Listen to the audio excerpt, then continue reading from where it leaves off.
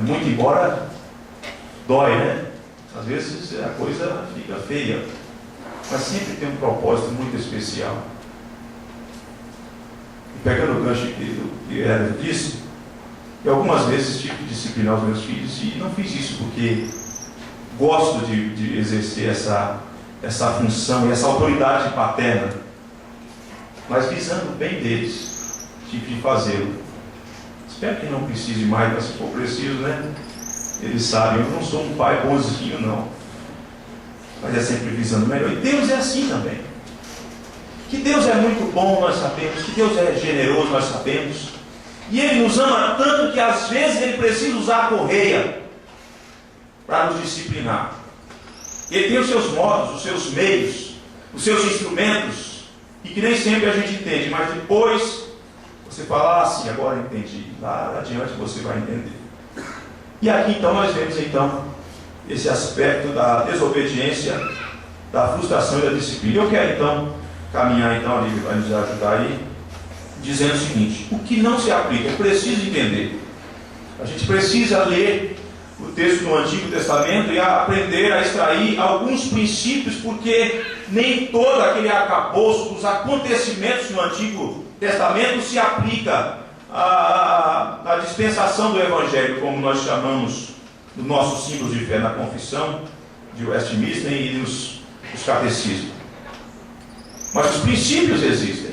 O que não se aplica então? Eu estou dizendo então que não se aplica, ficou um pouco pequeno, mas dá para entender. Não se aplica então o modo. Aquele modo então que era usado quanto à disciplina no Antigo Testamento não se aplica mais.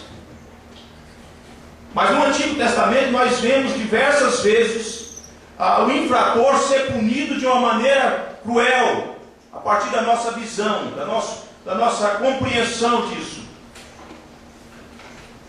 Os anciãos e a liderança pegavam essa pessoa então e acontecia dessa forma como nós vemos e lemos nesse texto.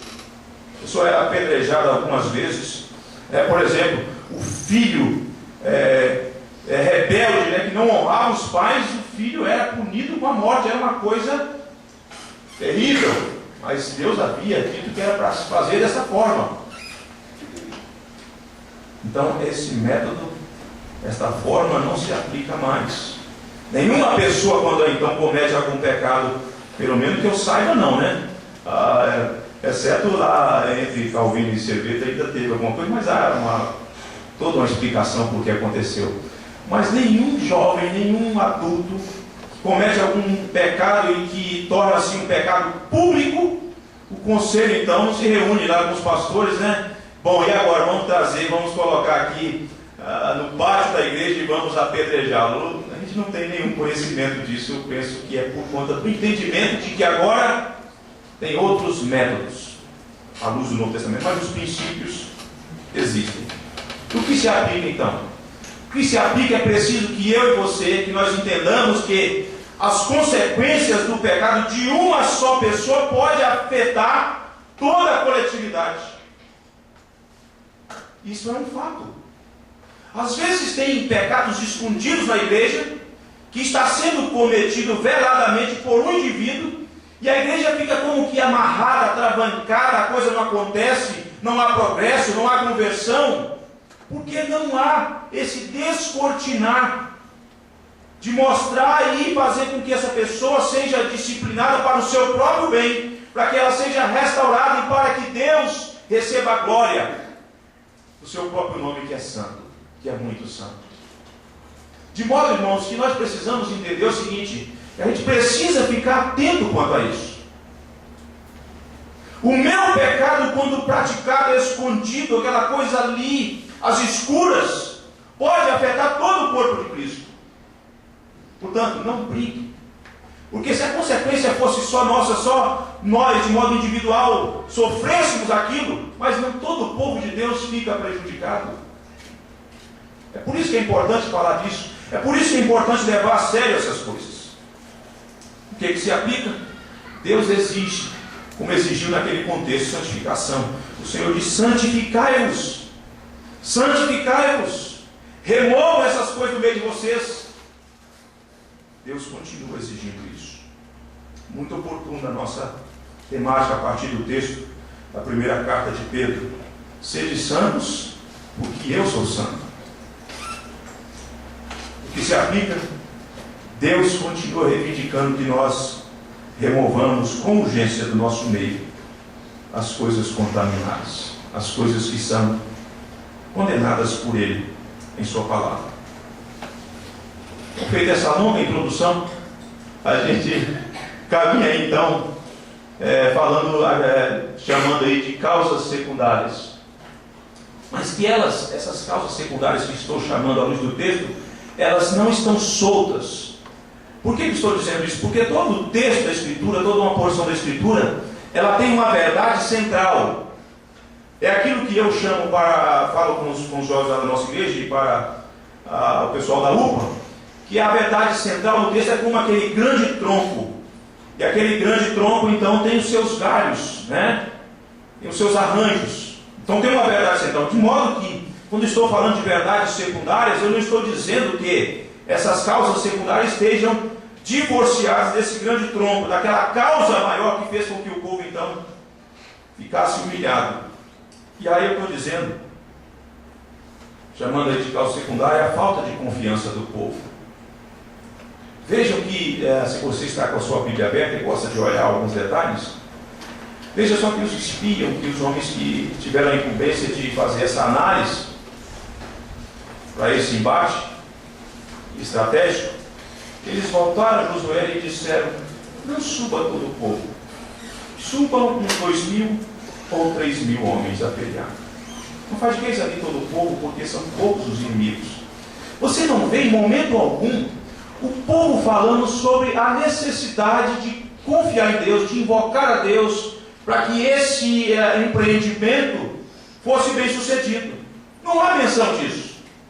Há uma leitura, há um diagnóstico geográfico, há uma avaliação do todo, e aí o povo fala: não, vamos agir desta forma. Não há nenhuma evidência de uma demonstração de confiança em Deus.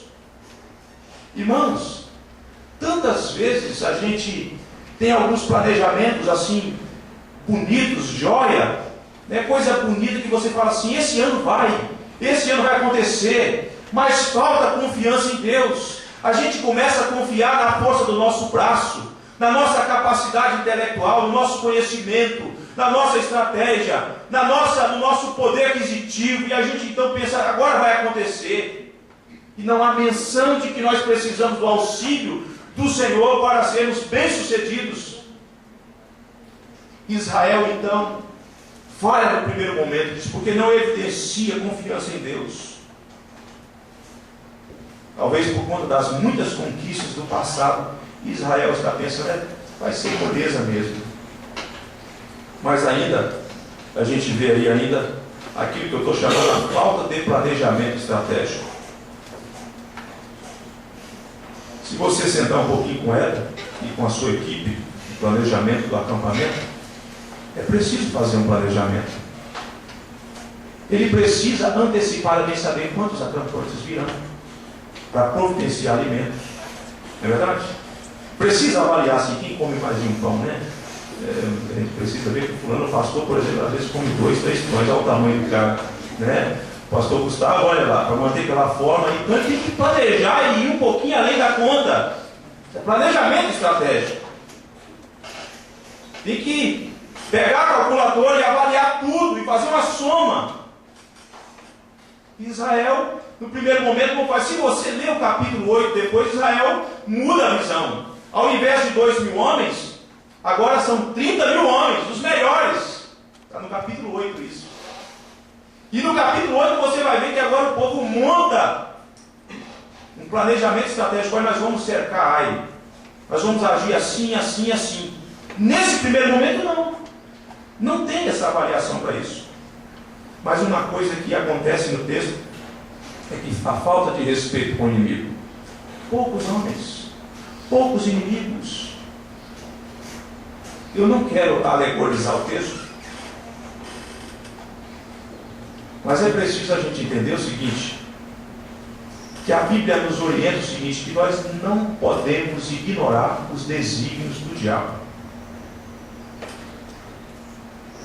pastor Hernandes diz que um equívoco, às vezes, da igreja brasileira é demonizar tudo. Ver demônio em tudo que é lado. E o outro equívoco é quando a igreja fala, não, esse negócio de demônio, no nosso meio presbiteriano reformado, tem teólogos assim, falam, não, esse negócio de demônio era para a era apostólica. Agora não, agora você não depara mais com essa influência maligna. Você não queira ver uma possessão demoníaca, você não queira ver como é que a coisa é, como a coisa acontece.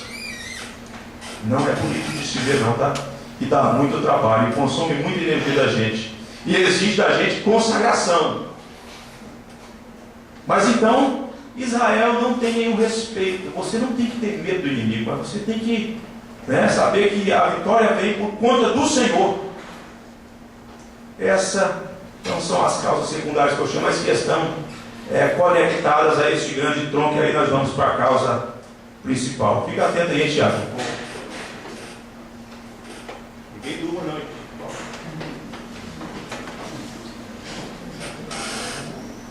Só perguntar ali quantos slides a gente tem ainda, a gente fica, né?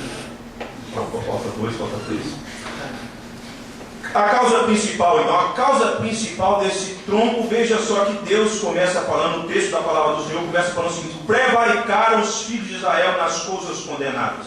Depois ele faz essa descrição, ele faz essa introdução e faz a descrição de como a coisa se desenrolou, como a coisa aconteceu, mas a causa principal aí, que fez com que Israel ficasse frustrado, foi o pecado. Deus já tinha falado que eles não podiam pegar nada no meio do arraial do povo vencido. Mas tem um cara ali que não resiste à coisa. Então a derrota de Israel, o vexame sofrido por Israel, esse aspecto, essa expressão que o texto diz aí: Israel virou as costas diante dos seus inimigos.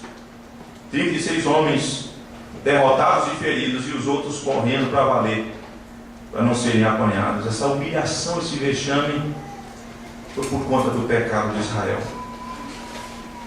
Israel não tem poder.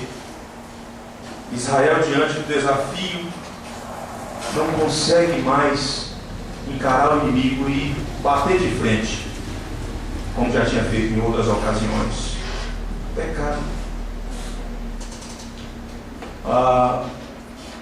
Tem um texto que a gente lê, pelo menos eu vejo algumas pessoas lendo esse texto em reunião de oração.